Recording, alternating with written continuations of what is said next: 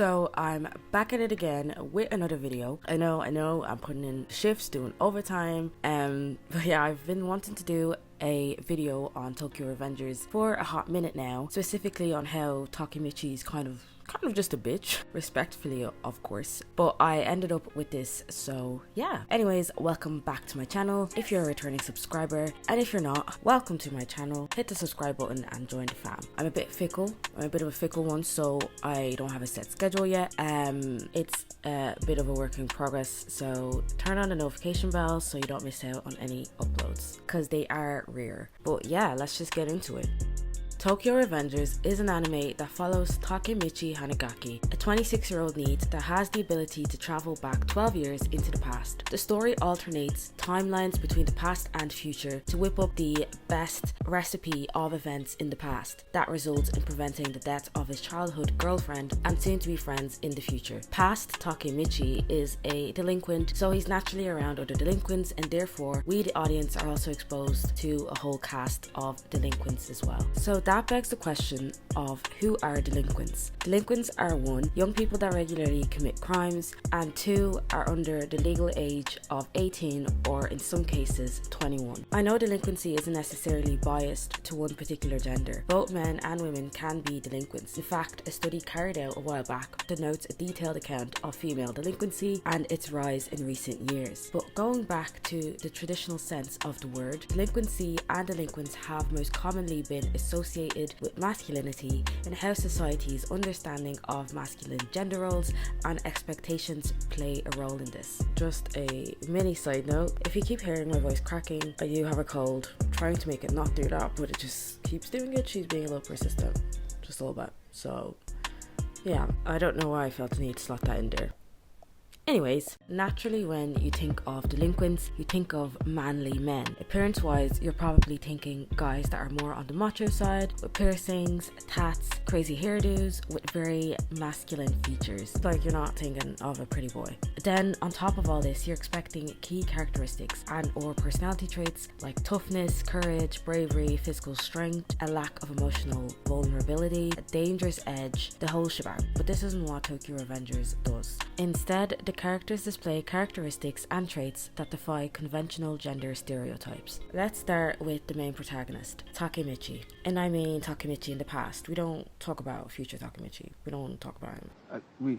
We don't do that here. Off the bat, he just looks like your average Joe, standard run-of-the-mill delinquent. He's got the bleached yellow hair situation down, the signature hands in the pockets, shirt undone, a typical shonen MC. When we're first introduced to him, Takemichi and his squad of delinquents do fit the quote-unquote mold based on their crude and brazen antics. But as the show progresses, it becomes very obvious and apparent that these are just surface level qualities. At his root, Takemichi is the opposite of all the traits we established earlier. He cries all the time, whether it's because he's moderately happy or getting his ass beat, doesn't matter which, because the waterworks will spray either way. This constant emotional vulnerability directly clashes with the stigma of emotional constipation associated with the delinquent label. Takemichi also seems to lack physical strength, and lots of it. Not only is he physically weak, but he also lacks any fighting skills, and given that he is part of a delinquent gang, fighting is somewhat a reoccurring theme that kinda happens naturally. This ineptitude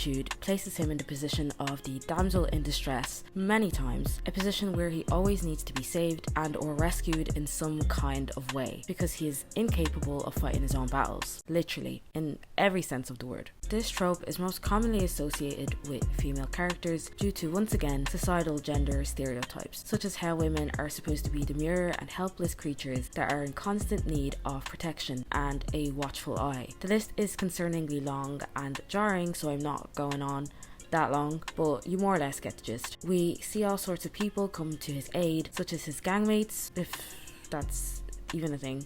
They're not his friends, so.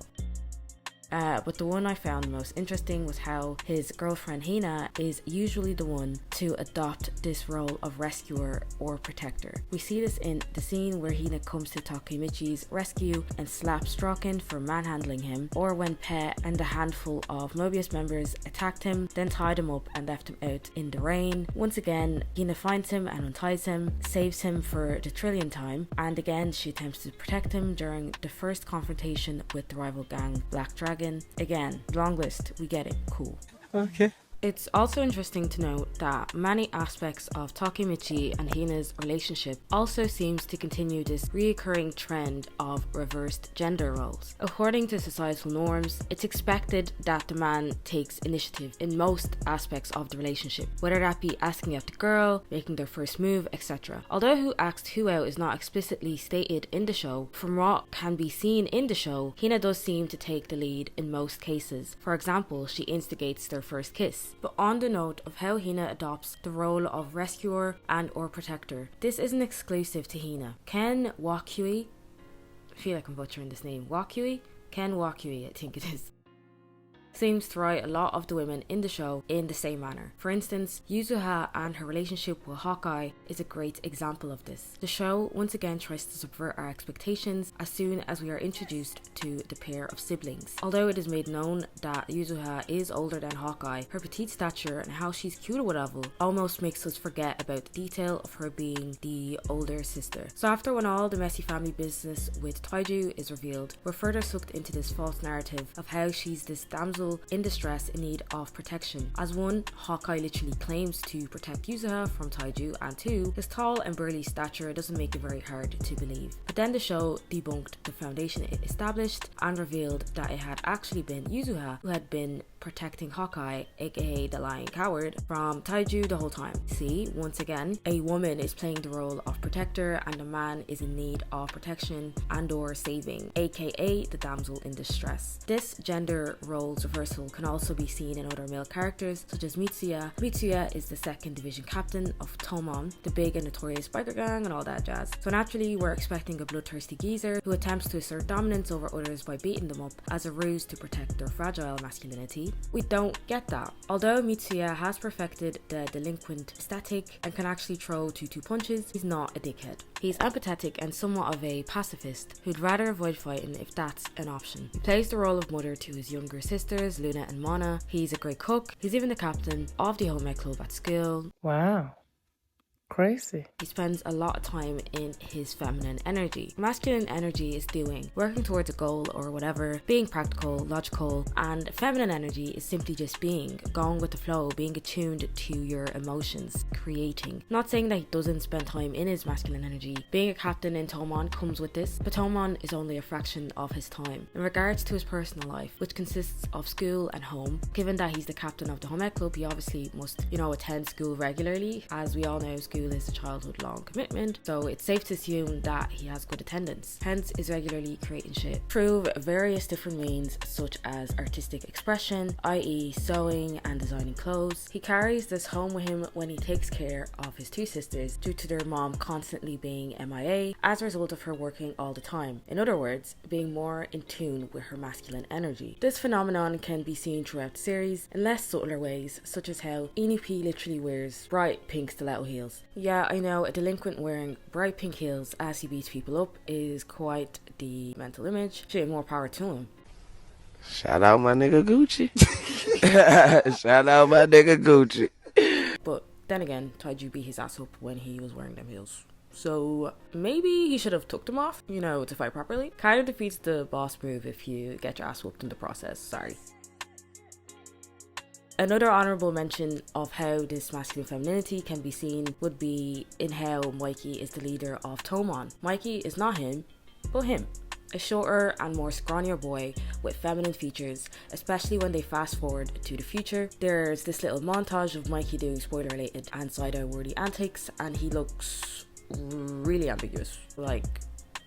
Really ambiguous. But yeah, bottom line is that Tokyorevengers puts forth masculine femininity and all the ways it can manifest itself as one of the major themes explored in the show. The story dives into many different ways it can manifest itself, whether this may be simply being in your feminine energy more or just not looking like the stereotypical man. However, it excessively tries to play up the notion that there is strength in weakness, in which I do agree with to an extent. For instance, I think being emotionally vulnerable is a strength even though it can be viewed as a weakness. Being in tune with your emotions is so much more difficult than being emotionally unavailable or constipated. It's harder to express your feelings than to just bottle it all up. Like, if you can't express your emotions, you might as well just be a block of bread. Bread can't tell me nothing about its emotions, and you can't either, so what's the difference? It's giving grow the fuck up. But yeah, that's the extent of how much I agree with the notion. Takemichi's emotional vulnerability is his only so-called strength that's allegedly a weakness. Other than that, his other weaknesses are still just that,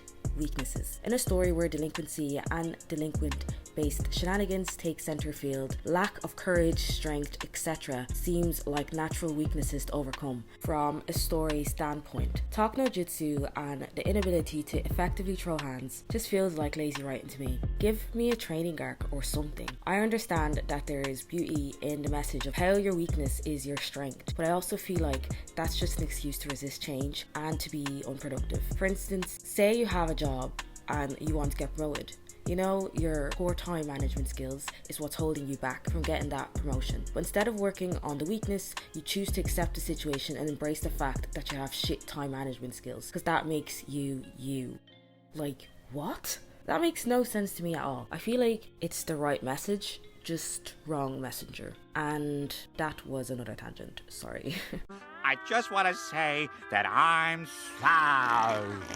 So that's it for this video. I hope you guys enjoyed my little dive into the world of Tokyorevengers and my takeaway from it. Tokyorevengers Season 2 trailer came out recently, so there may be some more Tokyorevengers content in the future, but maybe more character-centric. I don't know yet. But we'll see. But yeah, I'll see you lot in my next video, and with that, I'm